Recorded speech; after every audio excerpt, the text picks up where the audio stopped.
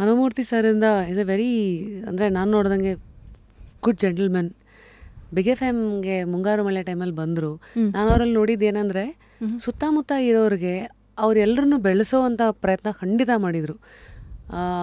ಆವಾಗ ಅಂದರೆ ಎಲ್ಲರಲ್ಲೂ ಇವ್ರಿಗೆ ಹೆಂಗೆ ನಾನು ಆಪರ್ಚುನಿಟಿ ಕ್ರಿಯೇಟ್ ಮಾಡಲಿ ಅನ್ನೋದೇ ನೋಡ್ತಾರೆ ಅವರು. ಅವರಲ್ಲಿಗೆ ಬಂದಾಗ ಯುವ ದಸರಾ ಜ್ಞಾಪಕ ಇದೆ ನನಗೆ, 2007 or 2008 ಅನಿಸುತ್ತೆ. ಸೊ ಅವಾಗ ಬಿಗ್ ಎಫ್ ಎಮ್ ಮೂಲಕ ಪರಿಚಯ ಆಯಿತು. ನಾನು ಅವ್ರನ್ನ ಇಂಟರ್ವ್ಯೂಗಂತೆಲ್ಲ ಕರೆಸಿದ್ದೆ. Next thing that he did was, Yuva Dasara ಇದೆ, you want to host? Then I said yes sir. He called me as a host. Then I told him ನಾನು ಸಿಂಗರ್ ಕೂಡ. ಆವತ್ತಿನ ದಿವಸ ಅದು ಕನಸು ಇದು ಮತ್ತು ಕುಣಿದು ಬಾರೆ ವಿ ಪರ್ಫಾರ್ಮ್ಡ್ ಇನ್ ಯುವ ದಸರಾ. ಅಂದರೆ ಅದಾದಮೇಲೆ that day there was a special day in my life.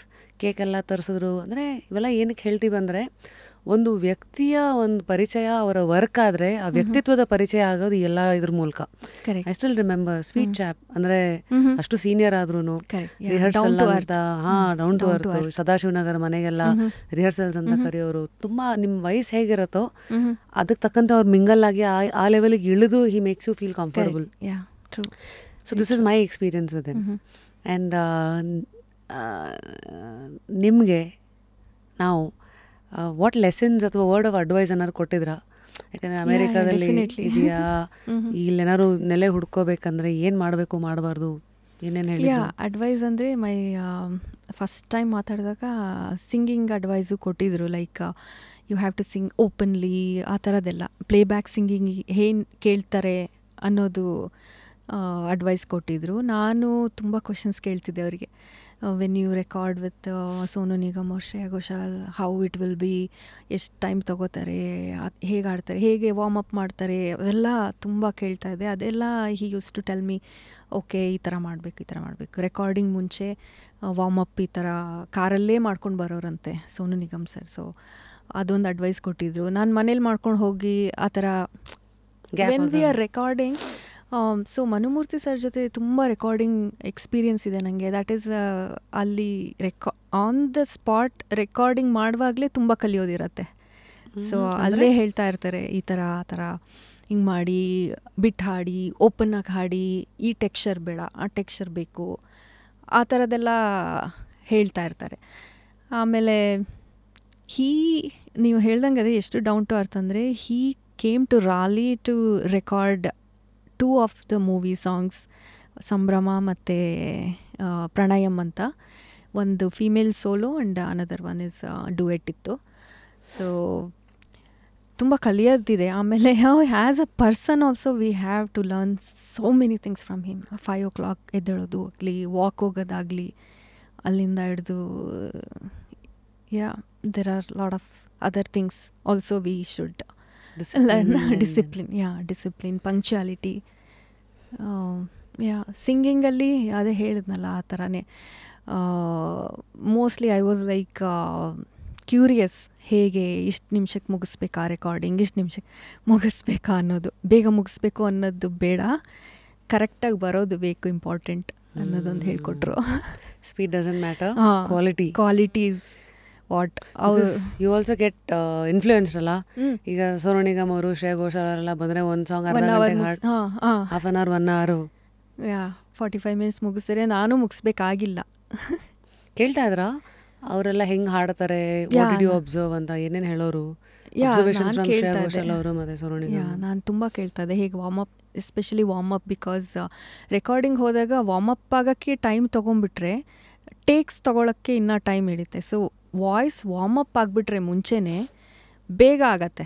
Like once the recording is done, we can try other options like ಸಂಗತೀಸ್ಗಳಾಗಿರ್ಬೋದು. ರೆಕಾರ್ಡಿಂಗಲ್ಲೇ ಬೇರೆ ಓಕೆ ಈ ವರ್ಡನ್ನ ಇನ್ನೊಂದು ಥರ ಹೇಳ್ಬೋದಲ್ಲ, ಈ ಲೈನ್ನ ಇನ್ನೊಂದು ಥರ ಹೇಳ್ಬೋದು, ಆ ಥರ ಆಪ್ಷನ್ಸು ತೊಗೋತಾರೆ. ಅದಕ್ಕೆ ಟೈಮ್ ಇರತ್ತೆ. So we have to book the recording studio like 1 day 4 hours ಅಂತ ಮಾಡಿದರೆ ಲಿರಿಕ್ಸ್ ಬರ್ಕೊಳ್ಳೋದು ಅಲ್ಲಿಂದ ಹಿಡಿದು ಆಗತ್ತೆ.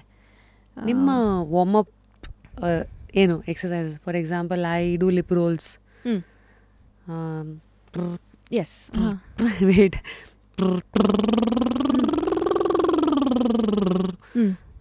ಅದೇ ಥರ ಏನೋ ಇದೆ ನಿಮ್ಗೆ. ಸೊ ಇದೆಲ್ಲ ಬರ್ಕ್ಲಿಲಿ ಬರುತ್ತೆ. ವಾಯ್ಸ್ ನಾವು ಸರ್ಟಿಫಿಕೇಷನ್ ಮಾಡಿದಾಗ 3 ಇದು ತಗೋಬೇಕು ನಾವು ಸಬ್ಜೆಕ್ಟ್ಸ್. ಒಂದು ವಾಯ್ಸ್, ಇನ್ನೊಂದು ಸಾಂಗ್ ರೈಟಿಂಗ್, ಇನ್ನೊಂದು ಏನಾದರೂ ನಮ್ಮ ಇಂಟ್ರೆಸ್ಟಿಂಗ್ ಇರೋ ಟಾಪಿಕ್. ನನಗೆ ಮ್ಯೂಸಿಕ್ ಪ್ರೊಡಕ್ಷನ್ ಮೇಲೆ ಇಂಟ್ರೆಸ್ಟ್ ಇತ್ತು. So I took that. I learn some Logic Pro techniques on music production. So ಹಂಗಿದ್ದಾಗ ಎಲ್ಲ ಸಬ್ಜೆಕ್ಟಲ್ಲೂ ತುಂಬ ಕಲಿತಾ ಹೋಗ್ತೀವಿ. ಸಾಂಗ್ ರೈಟಿಂಗಲ್ಲಿ ಎಲ್ಲ ರೈಟಿಂಗ್ ಇರುತ್ತೆ, ಥಿಯರಿ ಜಾಸ್ತಿ ಇರುತ್ತೆ. ವಾಯ್ಸಲ್ಲಿ ಅದೇ ಈ ಥರ ಲಿಪ್ ಥ್ರಿಲ್ಲಿಂಗ್, ಸ್ಟೆಕ್ಯಾಟೋ. ಲಿಪ್ ಥ್ರಿಲ್ಲಿಂಗಲ್ಲೇ different like one is straight, ಆಮೇಲೆ ಅದರಲ್ಲೇ ಗಿಂಡೆಲ್ಲ ನಾವು ಹಿಂದೂಸ್ತಾನಿದು ಮಿಕ್ಸ್ ಮಾಡಬೇಕು ಅಂದರೆ, so that's what I do. I take everything and then ಅಂದರೆ ಜಾಯಿನ್ ಮಾಡೋದು ಒಂದು ನೋಟಿಂದ another note. Like lip thrilling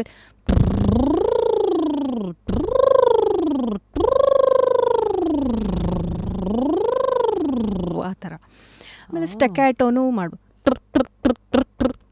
ಅದೂ ಒಂಥರ one kind of warm up in western music. So ಇದೆಲ್ಲ ಮಾಡೋದ್ರಿಂದ ವಾಟ್ ಡಸ್ ಅಂದರೆ ಏನು, ಯಾವ ಏರಿಯಾನ ಎಫೆಕ್ಟ್ ಮಾಡುತ್ತದು ಸಿಂಗಿಂಗಲ್ಲಿ? Vocal cards.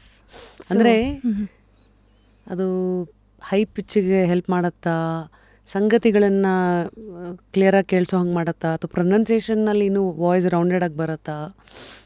ಎವ್ರಿ ಕ್ಯಾಟಗರಿಗೆ ಡಿಫ್ರೆಂಟ್ ಲೆಸನ್ಸ್ ಇರುತ್ತೆ. So these lip rolls are all for what? Voice your vocal ಕಾರ್ಡ್ಸಿಗೆ ಸ್ಟ್ರೆಂಥನಿಂಗ್ ಕೊಡೋಕ್ಕೆ ಮತ್ತು ಕ್ಲಿಯರ್ ಮಾಡ್ಕೊಳ್ಳೋಕ್ಕೆ.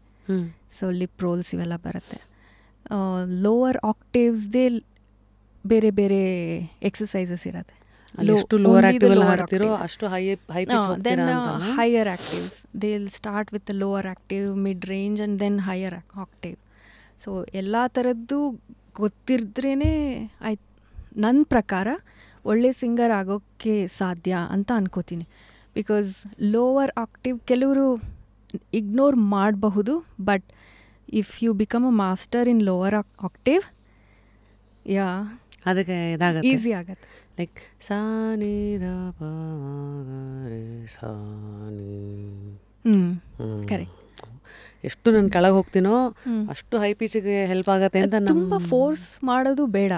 Like whatever you can reach ಅಲ್ವಾ, ಮಾವರೆಗೂ ಗಾವರೆಗೂ. ಕೆಲವರಿಗೆ 3 ಆಕ್ಟೇವ್ನೂ ರೀಚ್ ಆಗೋ, Subbalakshmi ma'am I heard like she could reach all the octaves, like 3 octaves with fluently she could sing.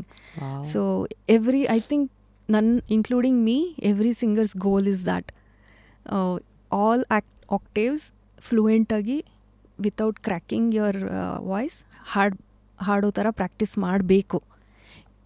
It doesn't mean you have to go force yourself and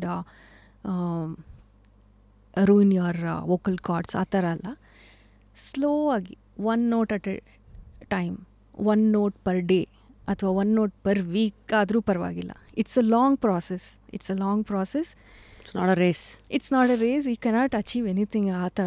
especially you don't have a instrument ಅಲ್ವಾ. ಈಗ keyboard ಆದರೆ you can play, the instrument will be making the noise. But it's your vocal cords. You have to treat your voice as your instrument and it's very delicate. Handle it carefully. So go slow ಆಗಿ ಹೋಗಬೇಕು. ಎಷ್ಟಾಗುತ್ತೋ ಅಷ್ಟು. Take 1 note per week maybe, get fluent in it, then go to another note. ಆ ಥರ ನನ್ನ ಪ್ರಕಾರ.